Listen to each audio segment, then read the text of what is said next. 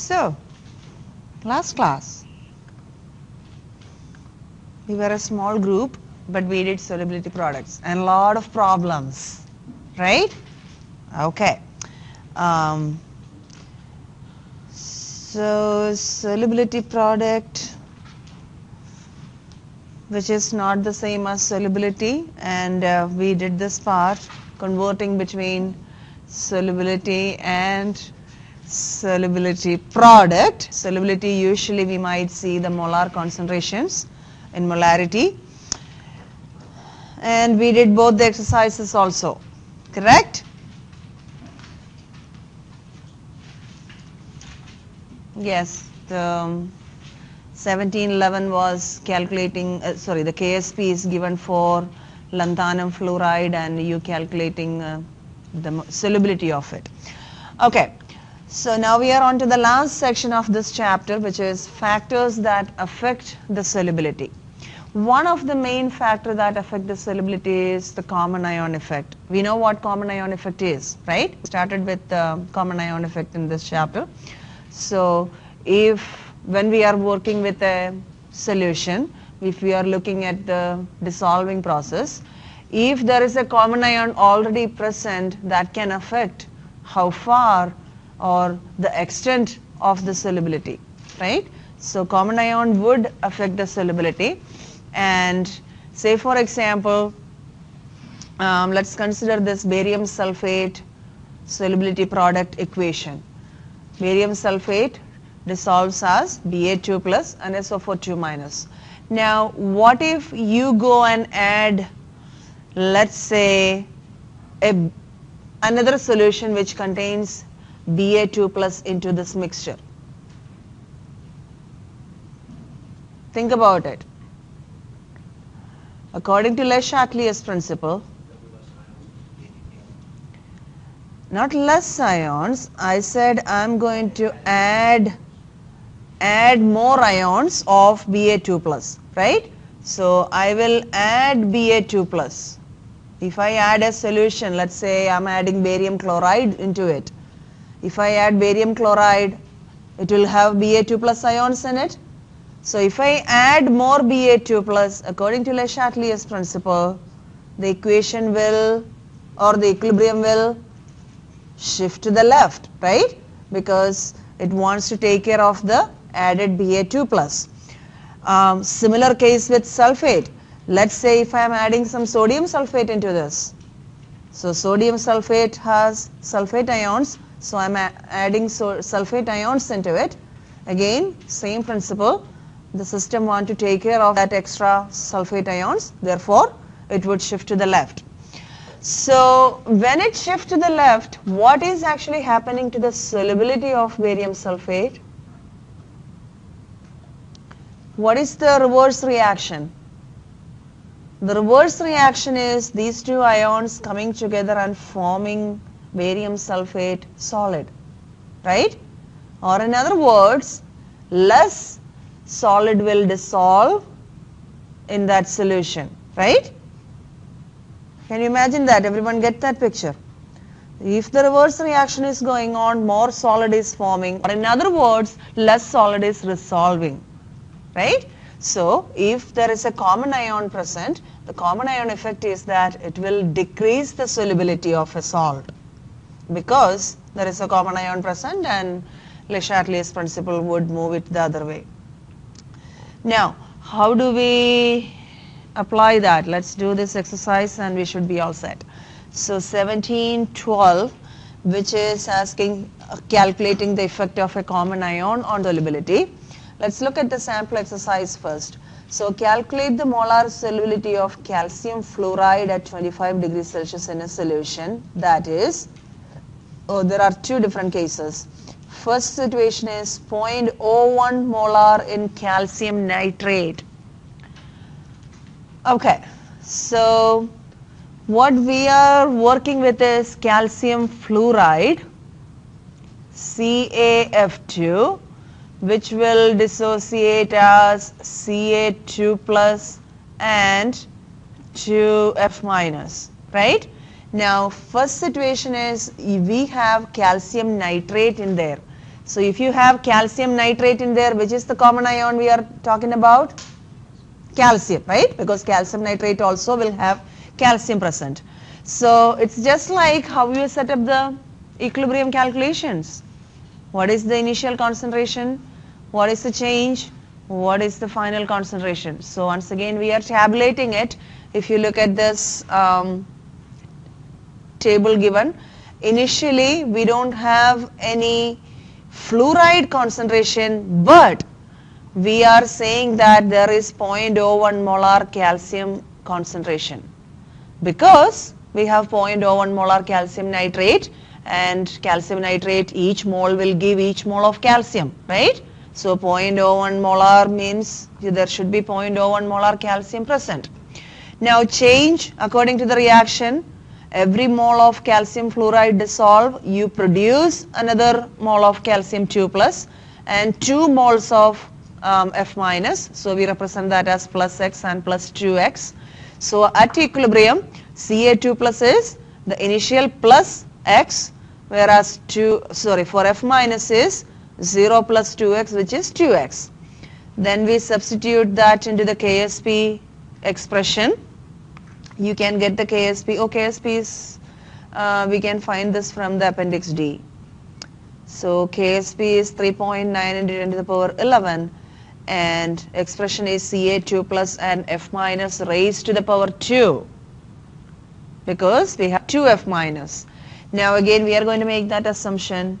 X is negligible, therefore instead of writing 0.01 plus X, we will just write that as 0.01, and you go ahead and solve for X, and that is the molar solubility of calcium fluoride in that case. Now the second case is 0.01 molar NaF is present. Now NaF, which ion is the common ion now?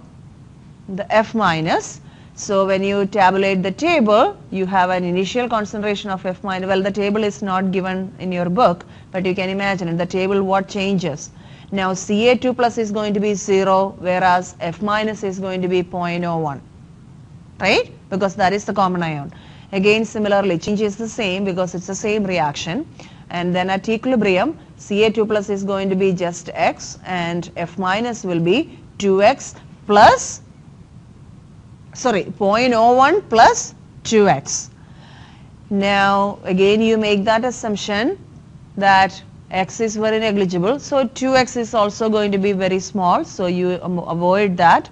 Therefore KSP is X into 0.01 raised to the power 2, because F minus raised to the power 2 is the KSP expression. Then solve for X, you will get the molar solubility of calcium fluoride when 0.01 molar NaF is present. So let's do the practice exercise. The value of KSP for manganese 2 hydroxide is 1.6 into 10 to the power negative 13. Calculate the molar solubility of manganese hydroxide in a solution that contains 0.020 molar NaOH. Okay, let me just erase this equation. I didn't realize that that is the sample exercise. I didn't have to write anything, right? Because you have everything in your book. Okay, so here we are dissolving manganese hydroxide.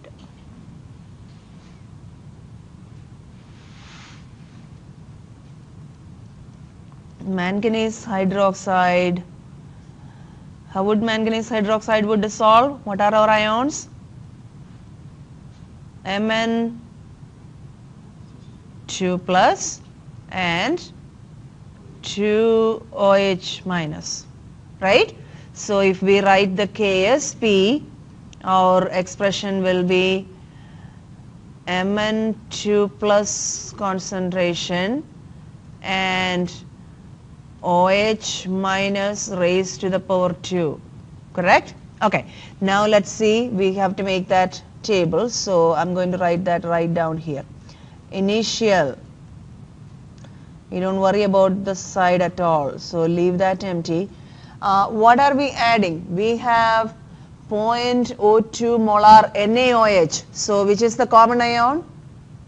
The OH minus. So Mn2 plus is going to be 0 initially, whereas OH minus is 0.02. Okay, now let us represent the change. So Mn2 plus, one molecule gives one ion, so it is plus X, whereas OH is plus 2X. Okay, so at equilibrium, Mn2 plus is X, OH minus is 0.02 plus 2X, right? Now we are making that assumption again that X is very negligible, so we would just don't worry about that plus 2X part. So your KSP is going to be Mn2 plus concentration, which is X, multiplied by OH minus. So we are neglecting this part, so all we are left with for OH minus is 0.02 raised to the power 2, because OH minus is raised to the power 2.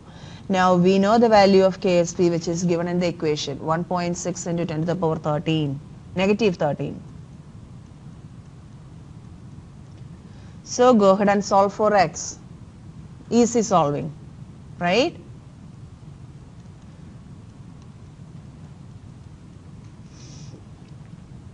Divided by 0.02 square would be 0.0004, right?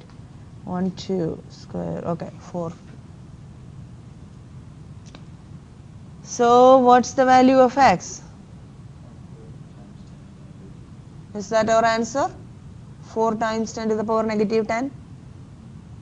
Okay.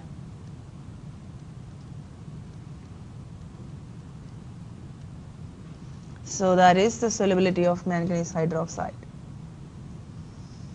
Okay?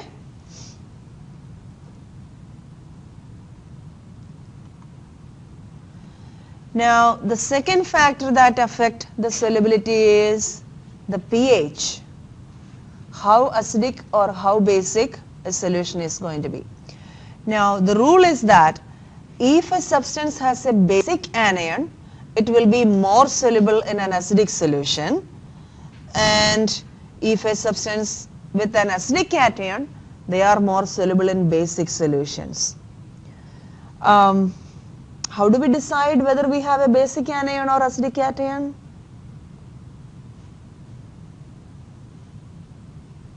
How do we decide if you have an anion whether it is basic or not?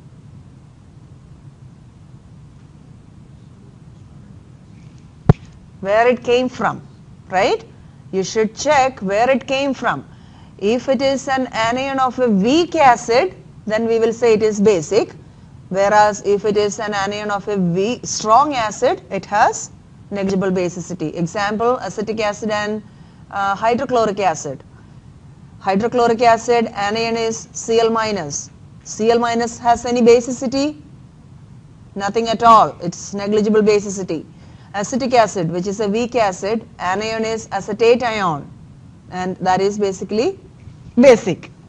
So that is how we decide. Again, cation also the other way, that is cations come from strong bases, no basicity, whereas cations from weaker bases has acidicity. I'm sorry, I used the word basicity for cations also, that is wrong. Cations from strong bases are not acidic, whereas cations from weak bases are slightly acidic. Okay, so here let us look at this picture. Here is a picture of magnesium hydroxide just in water. Magnesium hydroxide is not very soluble in water.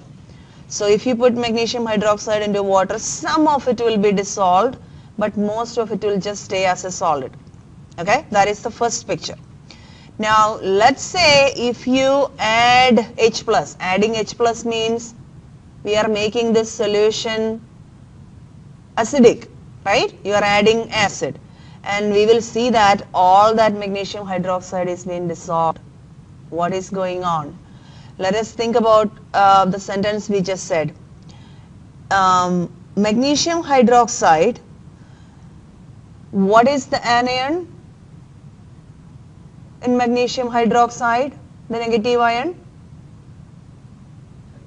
Hydroxide ion. Hydroxide ion is basic or acidic? Hydroxide is acidic, right? It is basic. Okay. Hydroxide is okay. All right. I'm just checking whether everyone is sleeping or not. You don't keep a straight face very Oh, I was smiling. Oh goodness. Okay. I'll practice my straight face. Okay, so hydroxide is of course basic. So according to this sentence, it should be more soluble in acidic solution, and that's what we see, right? When you add acid, we are making that solution more acidic, and therefore magnesium hydroxide becomes soluble.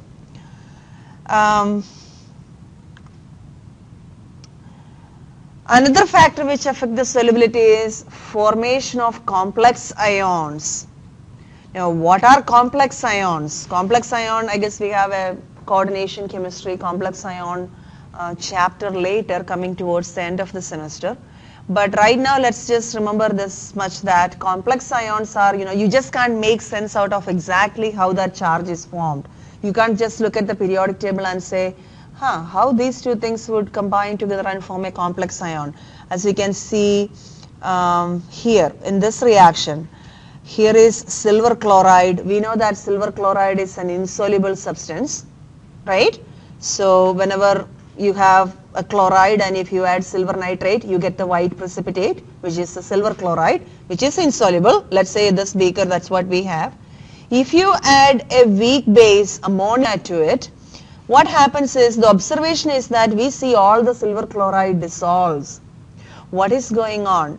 Ammonia will kind of tie up the silver and make a complex ion, the ammonia silver complex ion. Like this, silver and then ammonia, two of them and a positive charge. Don't ask me exactly how that mechanism works. We are going to see that in a later chapter.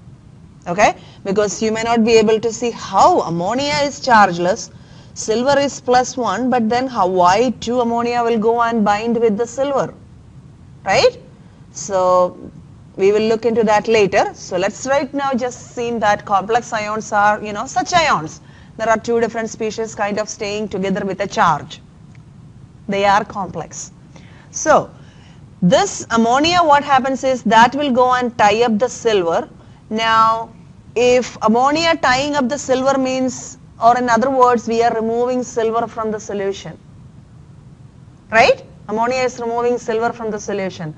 According to Le Chatelier's principle, if the silver is removed from the solution, more silver chloride will dissolve, so that to take care of the amount of silver ions removed. So if you keep adding ammonia, ammonia will keep tying up all the silver ions, then the silver chloride will keep dissolving. At one point you have all silver chloride dissolved. So the formation of that complex ion is increasing the solubility of the salt, silver chloride. Got the picture? So silver chloride is something in normal circumstances, if it is just water, it's not going to dissolve. Very slight amount will dissolve, rest of the thing is just going to sit down on the bottom of the beaker. Now, by adding ammonia, you are physically removing whatever silver present in the solution. So Le Chatelier's principle will kick into action and more silver chloride will dissolve. So I guess these are the 3 factors we are looking at, and we are not going into the details. Now, metal ions, of course, the complex ion, this is just this one sentence, how those complex ions are formed. Most of the complex ions are formed between metal ions that can act as Lewis acids, and they take Lewis bases and they kind of stay together and makes a complex ion. When this process happens, that is, let's say for the previous example, silver and ammonia combine together and makes that silver ammonium complex ion. the K for that process is called formation constant, and that is represented by Kf, F for formation, and these are the formation constants for some of the metal complex ions. As you can see, the first one is, which we have just seen, silver ammonium complex ion. What do we see in those numbers? Can we come out with any trend? 7, 21, 13, 3, 29. No, it doesn't show any trend. So let's just leave it as it is. Just a table which is giving us a lot of formation complexes.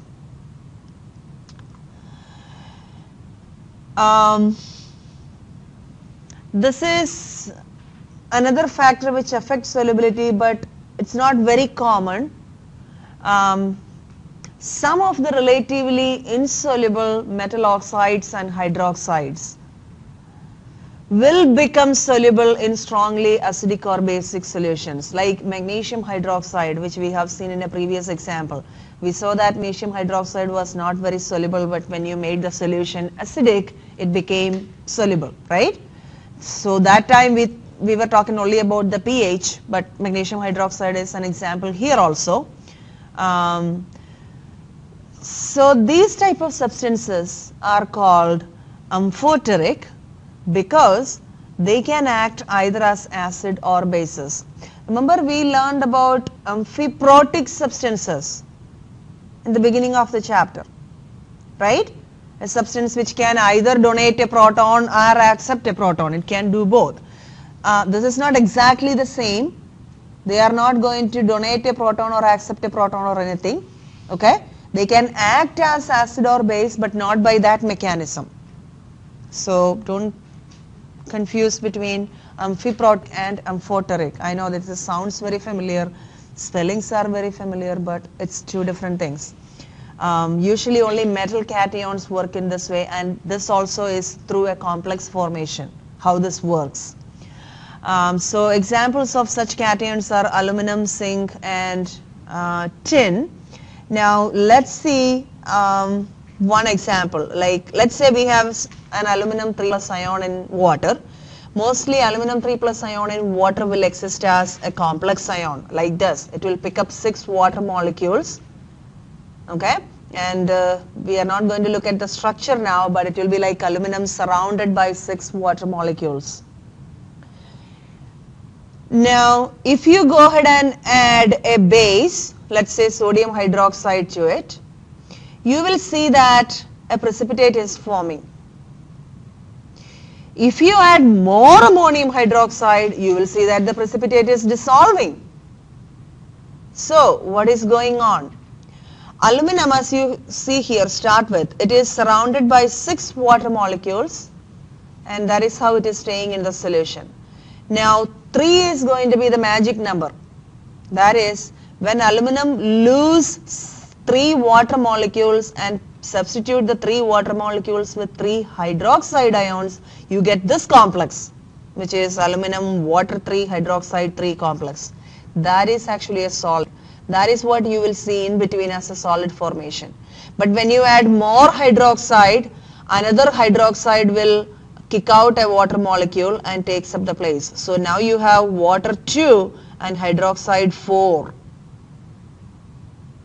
Okay, so that will, this stuff is again dissolved in water. It's not a solid. So as I said, 3 is the magic number. When those two are equal, or 3 hydroxides with 3 water molecules, you get the solid. Your book shows a series of each reaction on that. That is in page number, where is it? Page number 750. If you look at the aluminum water complex with 6 water, first hydroxide still aqueous, so no precipitate. Pick up 1 more hydroxide and throw another water, still aqueous. When it is at 3, it is a solid, and then if you add more, water is now less in number, hydroxide number is increasing, and they will become aqueous again. Okay, so these types of, this process is called, the aluminum ion is exhibiting this property called amphoterism.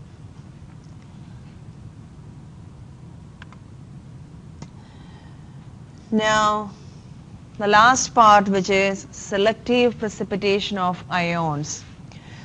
You might have done this, I'm not sure if anyone has taken a previous introductory chemistry class, or maybe some high school also will do, maybe not all of it, but pick up some from there, like identifying the unknown ions, cation analysis, which is called the qualitative analysis.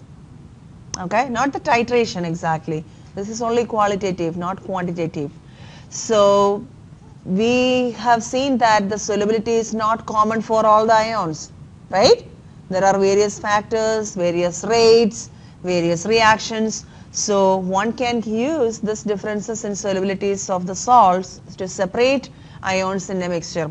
So let's say we have a mixture of all these ions, which is shown in the, it's very small. Can you look into your picture in the book? That would be easier. Page number 753. So let's say you have a mixture of all these cations.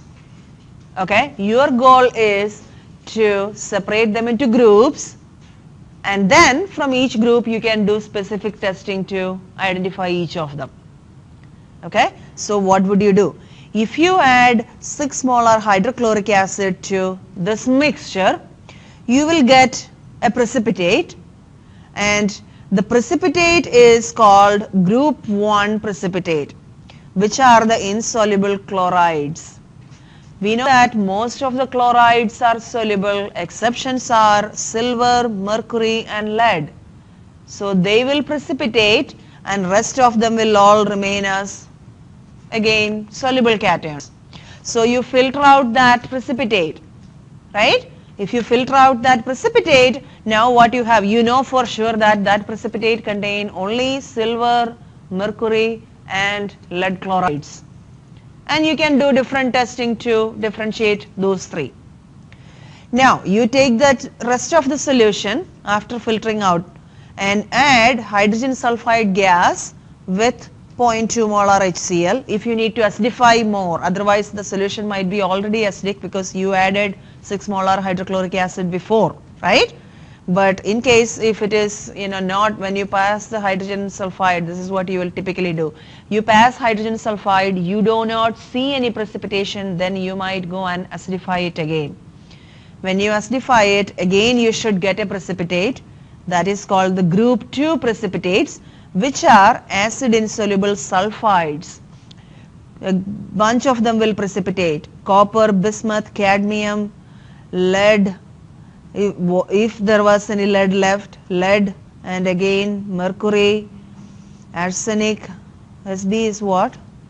Antimony and tin. All of them will precipitate as sulfides. So once again you filter out those precipitates. Take out the remaining solution. Add ammonium sulfide, which is at pH 8. Ammonium sulfide is slightly basic. It's pH 8, right? So when you add ammonium sulfide, then you get a precipitate. Those are called group 3 precipitates, which are the base insoluble sulfides and hydroxides. Because now right now your solution is basic. And a bunch of them will precipitate again: aluminum, iron, chromium, zinc, nickel, cobalt and manganese. All of those sulfides and hydroxides will precipitate. Again you take the remaining solution after filtering out those precipitate. Then add ammonium, hydrogen phosphate and ammonia, those two things. And if you get a precipitate, those are the group 4 precipitate, which are insoluble phosphates, barium, calcium, magnesium. And whatever solution you are left with, they will contain the alkali metal ion and the ammonium ion. Now from that solution, group 5, which is called alkali metal ion and ammonium ion, that is in solution state. So what would you do to separate them if you want? Or if you want to identify what your solution contain, what can you do? You can probably do a flame test, because sodium and potassium will have specific colors. If it doesn't show any color, then it is ammonia, right? Potassium has kind of what color?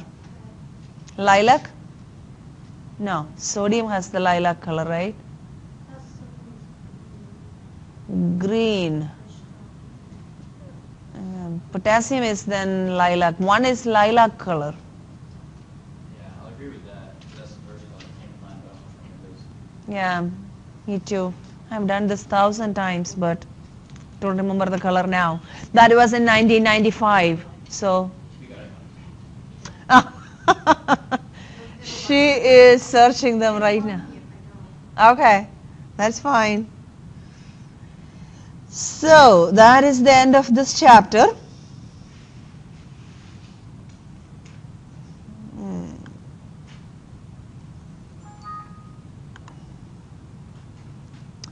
And I already have posted the homework for this chapter.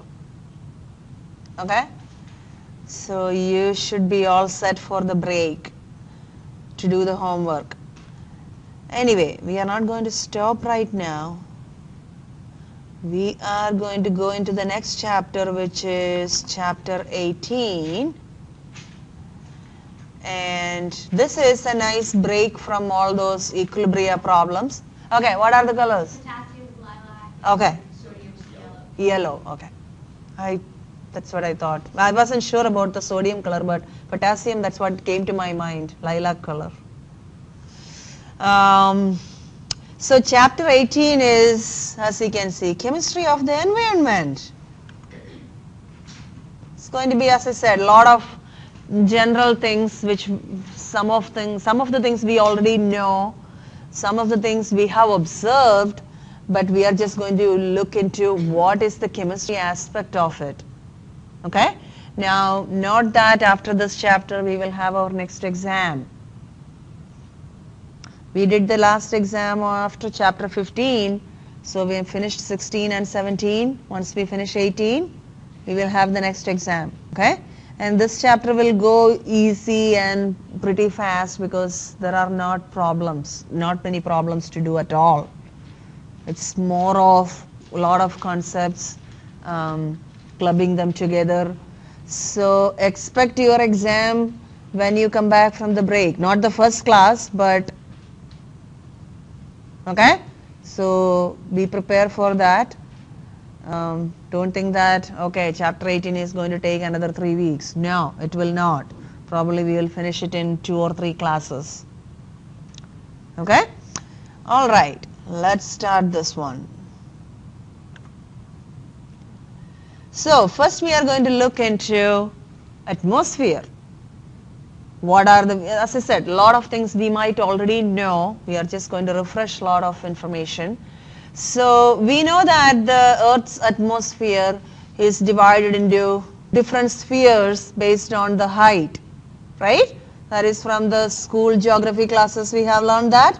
So the first layer is called troposphere, which is from the Earth's surface to 10 kilometers and up to 10 kilometers, because the left side is the altitude given in kilometers, and that is where most of our lives will be, because even the commercial jet planes fly at around 10 kilometers height, right? So that is where we will spend, I mean not on the plane, but so this is the layer we spend most of our lives.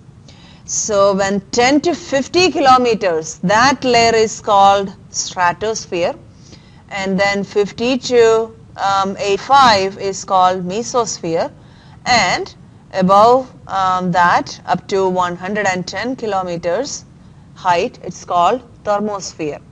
Now, as you can see from this graph, there is no linear relationship between the altitude and temperature.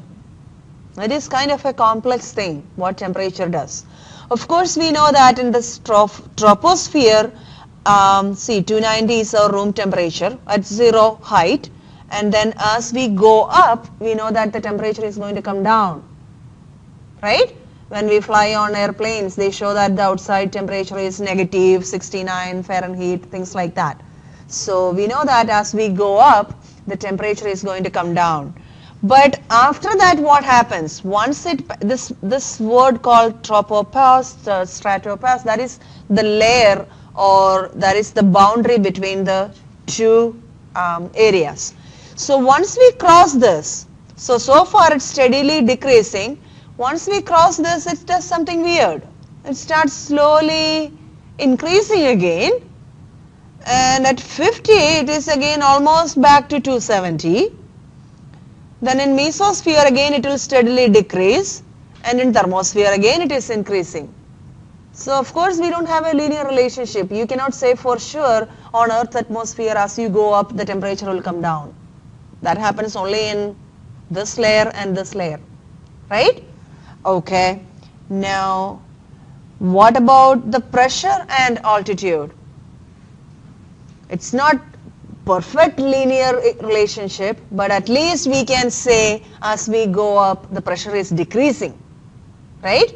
It's not proportionate, with the height and the pressure decrease, but at least we know that the pressure is decreasing as we go up in the altitude. What else are we looking in atmosphere? Now, the atmosphere is the first line of defense against a lot of radiation from the sun. We know that sun is so hot and it emits a lot of radiation. If we didn't have our atmosphere, life would not be possible on Earth.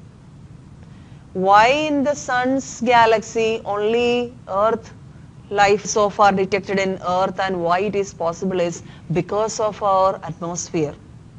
Other planets do not have such a good atmosphere like this layered stuff, and we are going to go into the details what those layers does for us or what in the atmosphere makes it possible. But because of the atmosphere, life is possible on Earth, because the atmosphere would kind of filter all those harmful radiation. So this picture shows the solar spectrum at the sea level, this part, and this is solar spectrum outside the atmosphere. As we can see, let's say this is in ultraviolet, and then we have the visible light, infrared. We have talked about this in last class, right? Not last class, last semester. Remember one chapter we had to learn about the electromagnetic radiation, wavelength, lambda, the energy of photon, all those things. So, as we know that radiations are pretty powerful, right? They contain a lot of energy. Specific wavelengths will contain specific amount of energy. And as you can see, when there is no filtering outside, look at the energy level. It's really high. And we don't want all that high energy radiation to hit you constantly. You won't survive, definitely. So, we will see the details why. So, how atmosphere can save us from all this radiation is because of its composition. If you look into the atmosphere, we see all these things in atmosphere. These are the major components in atmosphere, mostly gases, okay? But the uniform of this gas, the composition of the gases are not uniform. Now, if you think about it, Earth has force of gravity, right? Things will be getting attracted to the Earth core. So, if you have things on atmosphere, normally lighter things would be on the top and heavier things would be in the bottom. That's what you would see. Or the other way. Think about it, using your logic. What stuff would be closer to the atmosphere?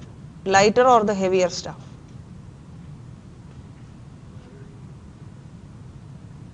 Lighter stuff would be closer to the atmosphere? Sorry, closer to the crust, or the heavier stuff? Okay. Now, what we see actually in the atmosphere is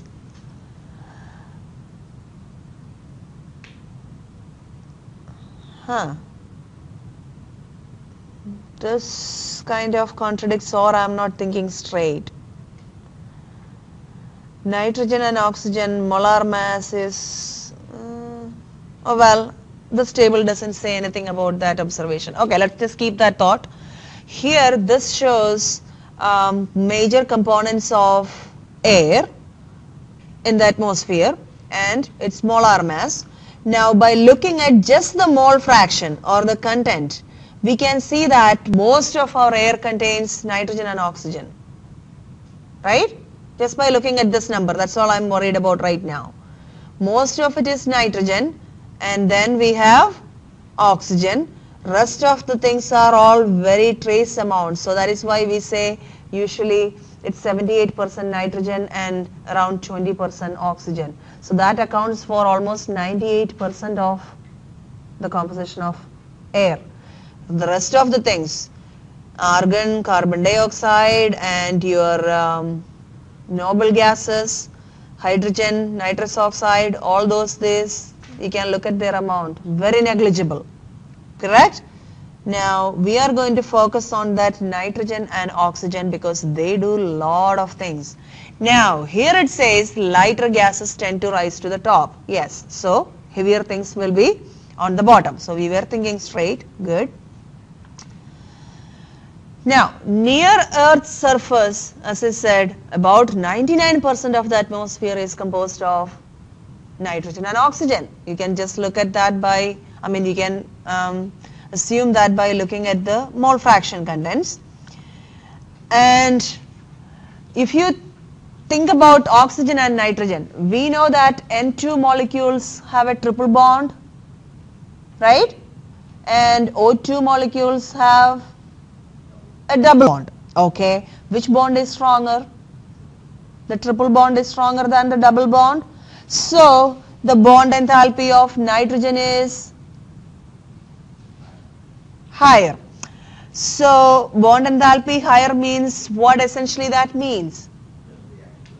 It is, or in other words, the triple bond, which is the stronger bond, is difficult to break compared to the double bond, right? Of course, double bond is difficult to break compared to the single bond, but if you are comparing the double bond and triple bond, the triple bond is the strongest. The strongest means it is more difficult to break, right? Or it has higher bond enthalpy.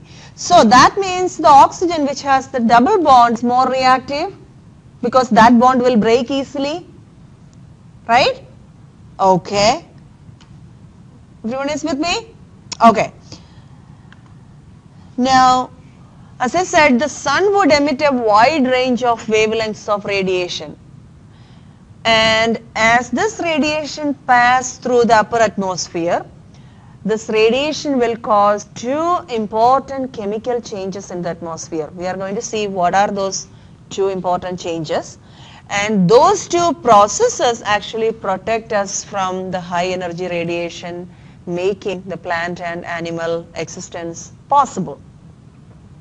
So we generally know that the atmosphere will protect us from the radiation, but we are going to see what or how the atmosphere is going to protect us from the radiation, what it does.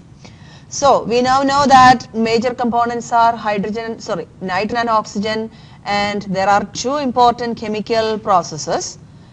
And also remember that light in the ultraviolet region has enough energy to break chemical bonds. That we have seen last semester when we learned about the radiations, right? So ultraviolet region has high energy which will break the chemical bonds. So the first process we are going to look at is called photodissociation. Now also recall that in the when the light is in the form of the energy is called photons. The light energy is, other words, we will call it as photons. Remember that word, photon? We quantize light energy using the word photons.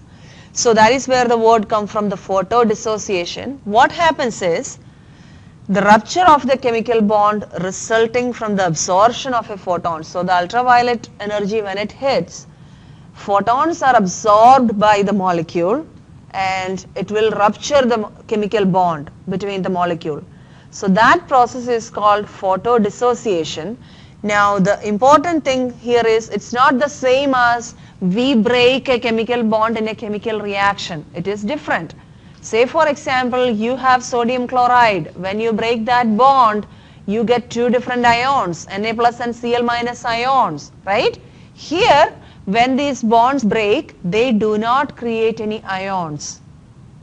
What happens is, No ions are formed. Half of the bonding electrons stay with one half of the molecule, whichever is broken, and the other half stays with the other half.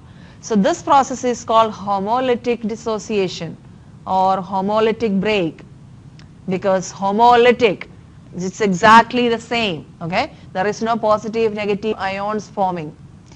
Now, oxygen usually undergoes photodissociation, or oxygen in the upper atmosphere will absorb mostly this UV radiation and dissociate into two oxygen atoms. Not that it is not any oxide ions producing, it's just two O2 molecule cleanly breaking into two oxygen atoms. Those are not charged species. So this is one process. Now the second process is called photoionization. So this time we don't have a hemolytic breakage, but what happens is the molecule will absorb the radiation and electrons are knocked out. It's not again the same as ions from a chemical reaction. Here the electrons are knocked out, forming a positive ion. Look at the first one, nitrogen. Nitrogen absorbs some energy and it is still staying as N2 molecule, but the energy will knock out an electron from the N2 molecule. So N2 molecule lose an electron, then the overall charge will be positive. If one electron goes away, then there is one positive charge, right? But not that, those are not separating into as we would expect. If we break the N2 bond in a chemical reaction, what you would be getting is two nitride ions. These are not nitride ions. That is why these processes occur only in the atmosphere. Okay? These are the special processes. So, usually the shorter wavelength radiation causes the photoionization in the upper atmosphere, and very little of this reaches the Earth's surface, because we have so much nitrogen in there which will use up all that energy to break into this N2 plus and an electron. Now these free electrons, we would think, oh my, this is, what do we do with all those free electrons in the atmosphere? Actually it is helpful to us. The radio communications, the long range radio communications depends upon the presence of these electrons in the atmosphere. So it's two benefits. First, we are saved from those harmful radiations. Second, the radio communication is made possible. So the two processes which saves us from the harmful energies are photodissociation and photoionization. Again, photodissociation, just using a photon, the molecule is dissociated. No ions are formed. So energy is used up. Now photoionization, it knocks out electrons, so energy gets used up, and those electrons again help us in radio communications. So we heard a lot about ozone. Still talking a lot about ozone. What is ozone and what it does for us? That's what we are going to look at now. Ozone usually absorbs much of the radiation between 240 and 310 nanometers. Okay? If you look into the previous slide, note that when photoionization happens with nitrogen and oxygen, look at the nanometer range. It usually absorbs all these wavelengths, but we don't see any process which occurring at 200 to 300 range, which are also pretty powerful, right? They also contain pretty good amount of energy. So who saves us from those radiations? The ozone layer. Now how ozone is formed in the atmosphere? So atmosphere has our O2 molecules, and after the photodissociation, or as a result of the photodissociation, there are a lot of single atoms of oxygens formed, right? Now, one of those single oxygen combined with one molecule of O2 and forms O3. That is how ozone is formed in the atmosphere. It's not an ionic reaction or anything. Whenever that monoatomic oxygens come in contact with an O2, they combine together and they form an O3. Because O3 is very stable. If you remember the resonance Lewis structures, which we learned in last chapter, we know that ozone has two different resonance structures, or the molecule can exist as two different forms, right? And we know that if a molecule have multiple forms, or the number of resonance increase, the stability also increase. So ozone is more stable than either O alone or O2 alone. So when they come together, they would stay as O3, which is ozone. Now, this is the discussion part of ozone depletion. This is what we all talk about. This picture shows, the right side picture shows the ozone map of the earth. And the green color shows good coverage. It seems we have detected a big hole in the atmosphere, which is called the ozone hole, right above Antarctica, in that region. It's good that there is not much life in Antarctica. Otherwise it would have been, if that hole was occurring somewhere else, probably it would have caused a big problem on Earth. Now, what is going on? Why we have this ozone hole, and why it is a problem, and what is causing it? Why people are talking so much about we need to protect ozone? And unfortunately, maybe you can create small amount of ozone in the lab. There is no way you can create large amount of ozone and pump it to the atmosphere so that, wherever you have a hole, go and spray it and fill it. Doesn't happen. This reaction happens only in the upper atmosphere. It's beyond our control. So if we keep destroying it, we are in big trouble. We are digging our own grave. Now, the main reason for this ozone hole is chlorofluorocarbons, or otherwise known as CFCs. So this discovery was happened in 1974 when these two scientists discovered that the chlorofluorocarbons are depleting the supply of ozone in the upper atmosphere by reacting with it. We are just going to look into a little more details. So, first of all, a little bit history about CFCs. If you don't know, chlorofluorocarbons are very unreactive.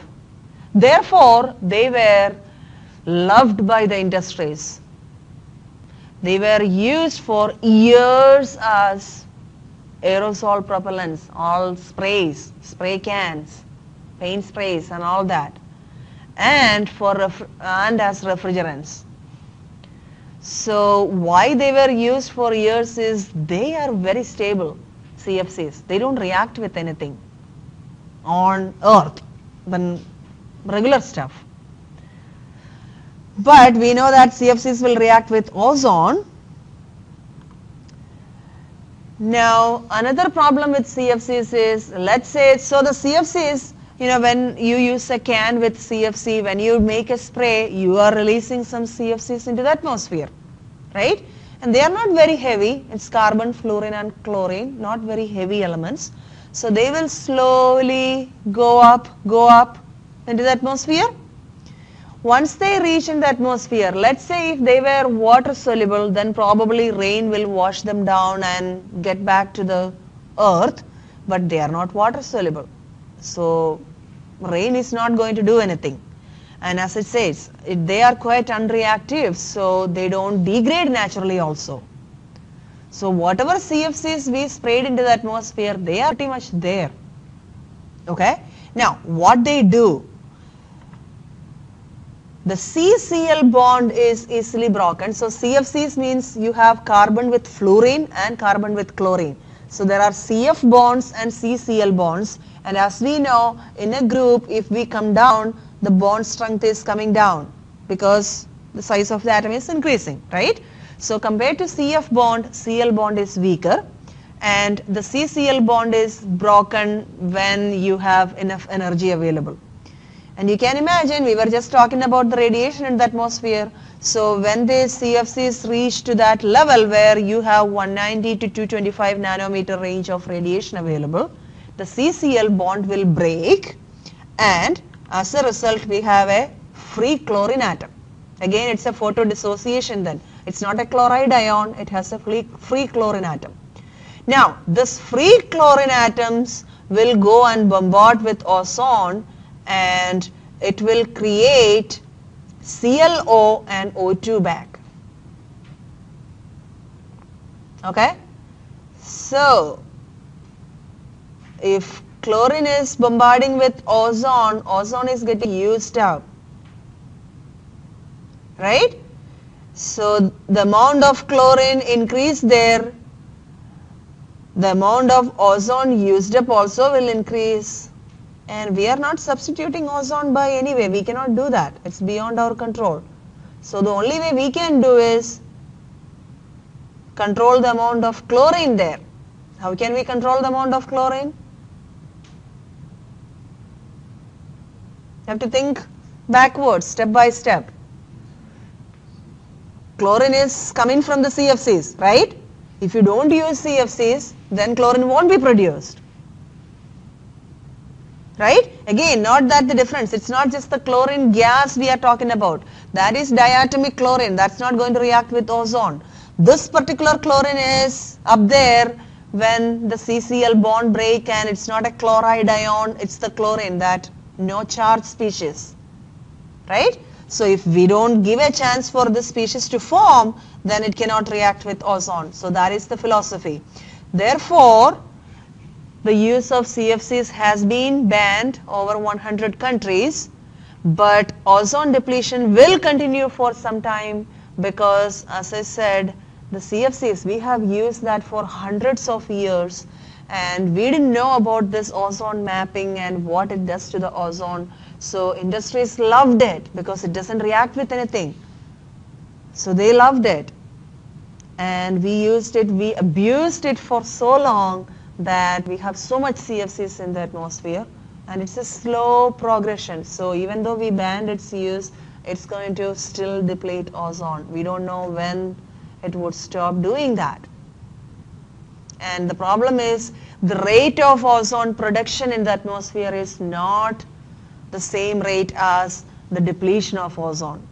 So we are actually losing ozone. So is CFC a good thing? No, not at all. At least we are saving it for the coming generations, right? Keeping the atmosphere safe. So next one is, we are just going to look into troposphere. I think we'll just look into troposphere and then stop. Let me just check in this chapter. Are we just reading only these things? Looks like that. It's an easy chapter. Outer region, ozone in the atmosphere, depletion of ozone, and chemistry of the troposphere. Okay. Looks like when we come back, maybe the first week itself we may have the exam, guys, because I have one more class and probably we will finish it. Yeah. We will decide that on Thursday. If we finish the chapter, then when we come back, we can have the exam. Okay, so troposphere. Troposphere is the layer. Which layer is troposphere? What? The first one, where we live, right? So, troposphere is made up of almost entirely nitrogen and oxygen. Other gases also present in a relatively very small amounts, right? And they can also have some effect on the atmosphere. So this table kind of gives you what are those other gases which is present in the negligible amount, and where is the source of that gases and what are their concentrations. So carbon dioxide, of course, decomposition of organic matter within our body. Whenever cells do the processes, Nathan knows the details. What happens inside the body. He is taking the biology too right now, right? Okay. So when cells use up all those ATP, ADP conversions, if I'm saying something wrong, Nathan will raise his hand and correct me. Carbon dioxide is produced as a byproduct. Okay? And when we inhale and exhale, when we inhale, we take oxygen, and when we exhale, what are we exhaling? What is the major component? Carbon dioxide. So carbon dioxide is produced as decomposition of organic matter, means it could happen inside the body also and even outside. Burn reactions. Whenever we burn something, we produce carbon dioxide. Right? So carbon dioxide then released from oceans. Ocean release a lot of carbon dioxide. Dissolves oxygen, and all those marine life, they all release carbon dioxide. Plants release carbon dioxide. Right? Well, in the photosynthesis, they are using carbon dioxide, but they have, what is the name of that process? There is something else which they do release carbon dioxide. Doesn't come to my mind offhand.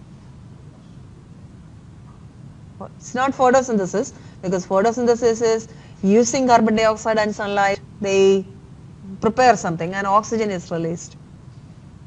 It's not as wide or as great as photosynthesis. Okay, forget about it. I'll search on that later and when we'll talk about it. Then fossil fuel combustion, as I said, whenever we burn something, we are producing carbon dioxide. And carbon monoxide, again, decomposition, and incomplete burns produce carbon monoxide. If it is a complete burn, then we produce carbon dioxide. If it is an incomplete burn, we produce carbon monoxide. And then methane gas, again, methane comes out of the ground, especially by the decay of things, right? When organic matter decays, it produces methane gas. And natural gas seepage, that's what it means. We collect natural gas from decaying organic matter. Then nitric oxide, electrical discharges. That's something new for me. I have no idea how electrical discharge will produce nitric oxide. Oh, okay, I understood. Okay, I was just thinking, what is electric? Okay, yeah.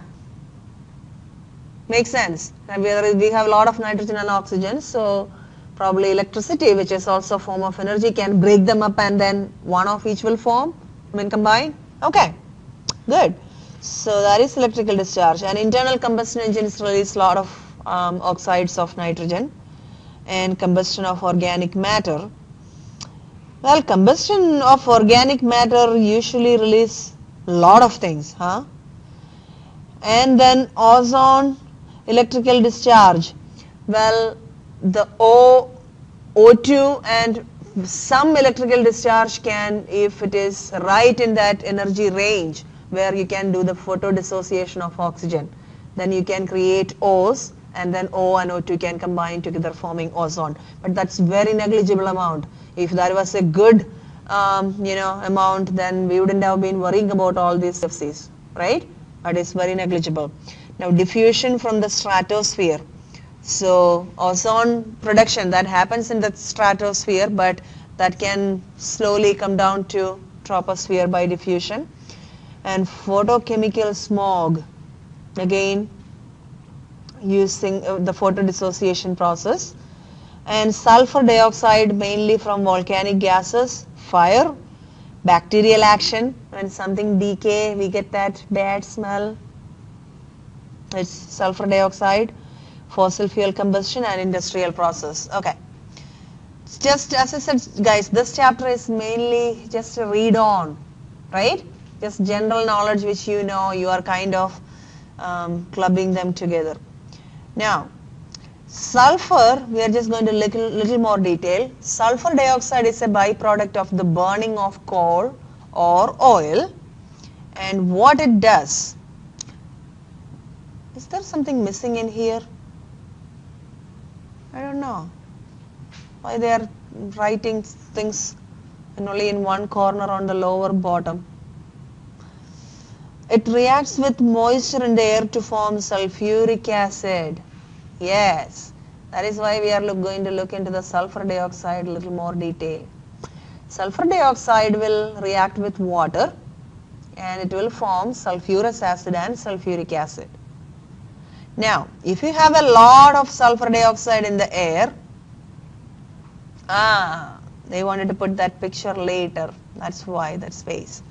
If you have a lot of sulfur dioxide in the air, then it would dissolve in the moisture and make sulfuric acid, and the rain you have is called acid rain. This is a map which is showing pH of rainwater from all regions of our country. Where are we? We are pretty acidic, right? See, right here, 4.8, 4.9 compared to these guys here who are 6.2, which is good. How come the northeast, not only northeast, like this region, that's where we have all the population, except California here. Most of the population is right here, right? That we get all the nations air, plus globally. Not to mention West Virginia is the coal capital, so there's a lot of coal power. Yeah. So we have a lot of industries here, and more people means we are driving more cars. So we are releasing more sulfur dioxide into the air, right? So I would have expected maybe California is doing something very good. I would have expected a little bit here also, because if you go to the side, they are heavily populated, right? Right? I think, yeah, because when you buy certain things, you can see that in California, some rules are really different and very strict. They are, I guess, very strict on certain things. Maybe that is the reason they can bring down their, pH level of their rain. Who knows? But yeah, we need to do something. This region, we are all in the range of 4, mostly 4, right? Where you moved? 4.4 is Pennsylvania. Yeah. Parker area is where I live. Yeah, I mean, I should say in the northeast we are good, guys. If you just look at the northeast, actually we have a little bit green in there. Right? Maybe it's because we have a lot of forest in here, so. That's just so no one's reaching those benefits. Oh, goodness. Okay. Anyway, so these guys, who are these guys?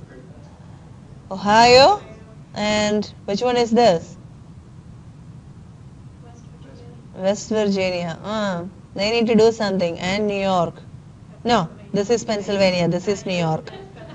Yeah. Okay. All right. No. Don't make excuses. We are greener than Pennsylvania. Western side of that state is where the steel companies were, so that portion is, I tend to not really believe Oh, there is another New York guy here. New York City is not a dark orange it dot. should be, yeah. And so And so there's should some- Philadelphia. So I don't think that vehicles are a direct correlation to. No, not vehicles. That is one of the factors. No, vehicles are not the. There's something else affecting Yeah. the southern area. Yeah, it is mainly the industrial processes. Yeah. Because the amount of the sulfur dioxide given by industries compared to vehicles, it's so much. So vehicles are not the direct correlation. It's one of the factors. If you just look into the middle part of the country, obviously mostly farmlands and less population. Well, even West Coast, there's not a lot of heavy industry on the West Coast. It's mostly. Mostly electronics, technical. They are the computer guys, huh? Yeah. Okay, yes.